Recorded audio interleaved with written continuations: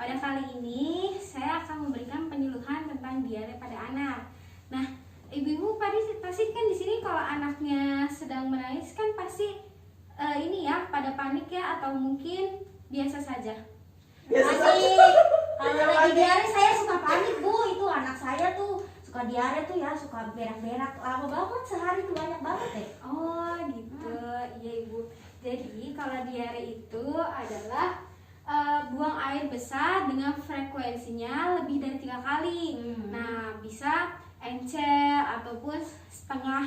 Kayak kalau misalnya kan diare itu ada 3 ya Bu. Iya. Ada diare akut, ada diare kronis, sama ada disentri. Kalau untuk diare akut itu adalah diare yang kurang dari 14 hari. Jadi kalau misalnya tinjanya itu sehari lebih dari 3 kali, itu ibu-ibu jangan panik. Coba datang ke bidan atau kesehatan terdekat. Lalu jika diarenya kronis, yaitu lebih dari 14 hari, dimana anak itu pasti mengalami gejala yang cengeng, terus gelisah, rewel kan ya, terus demam, terus suhunya meningkat, yang nggak bisa diem gitu. Terus nafsu makannya juga pasti menurun, dikasih apapun nggak mau, dikasih ASI juga nggak mau. Nah, itu adalah salah satu tanda gejala dari diare. Nah, kalau misalnya disentri itu adalah diare dengan keluarnya darah dan lendir. Nah, itu adalah kondisi yang sudah sangat berbahaya sekali. Nah, tindakannya segera langsung hubungi dokter atau mungkin kunjungi fasilitas terdekat. Pokoknya jangan diem-diem ya Bu ya, tapi jangan terlalu panik juga. Nah, penyebab dari diare sendiri ini juga dari lingkungan kita, karena kotor, terus rumahnya juga berantakan, jarang dibersihkan atau apa, kan itu bisa menyebabkan infeksi dan kuman. Nah, bisa juga seperti itu terjadinya penyebab diare. Nah, ada lagi jajanan sembarangan. Pasti kan kalau misalnya kita nggak terlalu bisa ngontrol anak-anak itu, jajannya harus nggak boleh yang didorong-dorongan gitu. Pasti kan kalau ngeliat-liat penasaran kan si anak.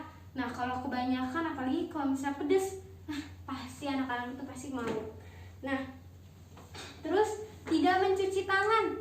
Jadi kalau misalnya si anak sesudah buang air besar tidak cuci tangan, itu juga menyebabkan adanya kuman. Setelah makan tidak mencuci tangan juga adanya kuman. Jadi kalau misalnya habis sudah melakukan apapun, lebih baik kita ajarkan pada anak untuk selalu mencuci tangan. Lalu ada pencegahannya nih Bu, saya bagikan dulu ya. Ada brosurnya tentang diare Ibu. Jadi Makasih Bu. silakan dibaca Ibu. Iya, makasih. Makasih Bu.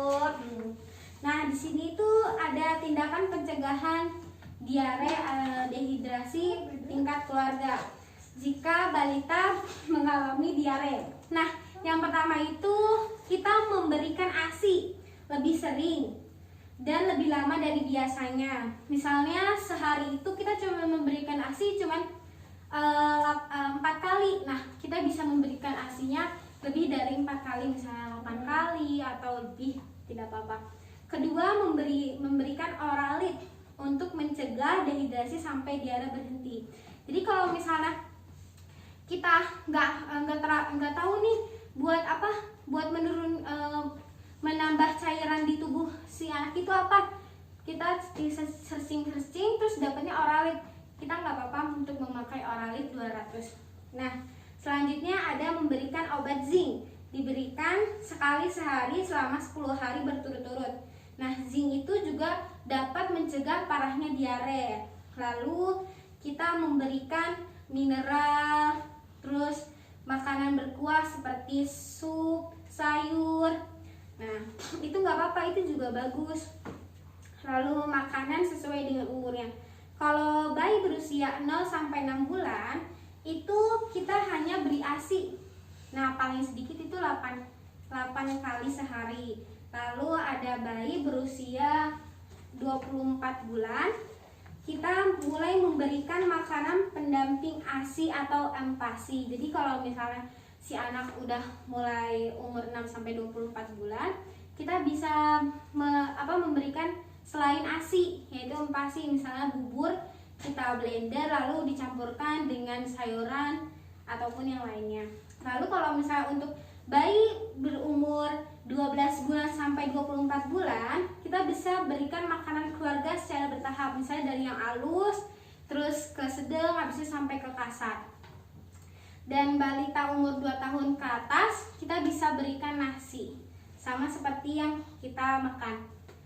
Nah, untuk kita misalnya, kan tadi saya udah bilang ya, kalau misalnya kita tuh nggak ada oralit, terus pengen bikin sendiri aja, bisa ibu-ibu dengan cara yaitu minum banyak cairan seperti air, sari buah, sup, bening, dan hindari dari alkohol dan susu.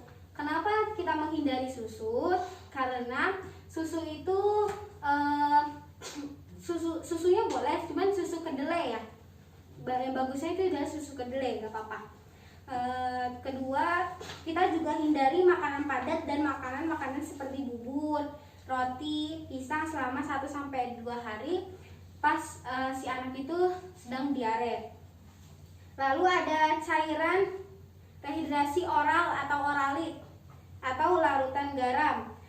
Nah, lalu cucilah tangan dengan baik sehabis buang air besar dan sebelum makan. Karena diare adalah karena penyebab dari itu tidak mencuci tangan bisa menyebabkan diare. Lalu tutuplah makanan untuk mencegah terhindarnya dari kontaminasi tikus, lalat, kecoa. Pastinya kan di rumah suka ada binatang-binatang seperti itu kan ya. Nah, lebih baik kalau habis kelabakan setelah habis kita masak, lalu agar terhindar dari kontaminasi kita tutup terlebih dahulu. Nah, cara membuat oralit atau pengganti oralit yaitu dengan 4 sendok gula, 4 sendok teh gula ditambah dengan 1 sendok teh garam dan 4 gelas air yang sudah matang. Seperti itu.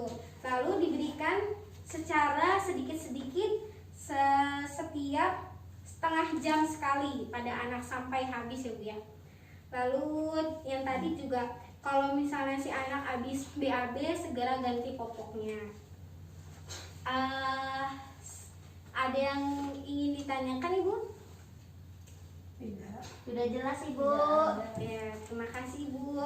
Jadi nanti kan saya sudah bagikan brosur tentang diare ya. Nanti dibaca lagi. Baik. Jika ada anak-anak ibu yang sakit atau terkena diare, terus baru jika si